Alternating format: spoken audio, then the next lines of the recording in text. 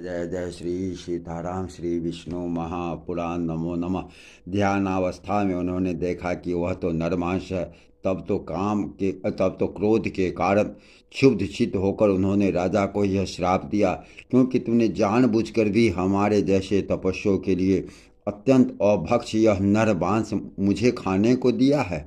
इसलिए तेरी इसी में लोलुपता होगी, अर्थात तू राक्षस हो जाएगा। तदंतर राजा के यह कहने पर भगवान आपने ही ऐसी आज्ञा की थी। वशिष्ठ जी यह कहते हुए कि मैंने ही ऐसा कहा था, फिर समाधिस्थ हो गए।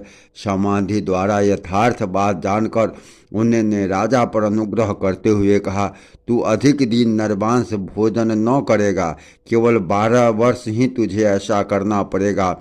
वशिष्ठ जी के ऐसा कहने पर राजा सहदास भी अपनी अंजलि में जल भरकर मुनीश्वर को श्राप देने के लिए उद्यत हुआ, किंतु अपनी पत्नी मदयंती द्वारा, भगवान ये हमारे कुल गुरु हैं, इन कुल देव रूप आचार्य को श्राप देना उचित नहीं, ऐसा कहे जाने से शांत हो गया तथा अन्न और मेघ की रक्षा के कारण उस श्राप जल को पृथ्वी या आकाश में नहीं फेंका, बल्कि उसे अपने पैरों को ही भिगो दिया।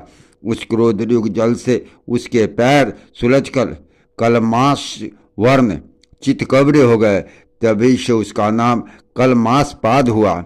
तथा वशिष्ठ जी के श्राप के प्रभाव से छठे काल में अर्थात तीसरे दिन के अंतिम भाग में वह राक्षस स्वभाव धारण कर वन में घूमते हुए अनेक मनुष्यों को खाने लगा। एक दिन उसने एक मुनीश्वर को ऋतुकाल के समय अपने भार्या से संगम करते देखा।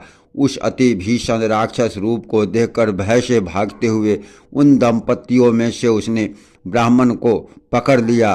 तब ब्राह्मणी ने उससे नाना प्रकार से प्रार्थना की और कहा, हे राजन, प्रसन्न होइए, आप राक्षस नहीं हैं, बल्कि इच्छाओं को कुल तिलक महाराज मित्र सह हैं। आप स्त्री संयोग के सुख को जानने वाले हैं। मैं अतृप्त हूँ, मेरे पति को मारना आपको उचित नहीं है। इस प्रकार उसके नाना प्रकार से विलाप करने पर भी उसने उस ब्राह्मण को इस प्रकार भक्षण कर लिया, जैसे बाघ अपने अभिमत पशु को वन में मार कर खा जाता है।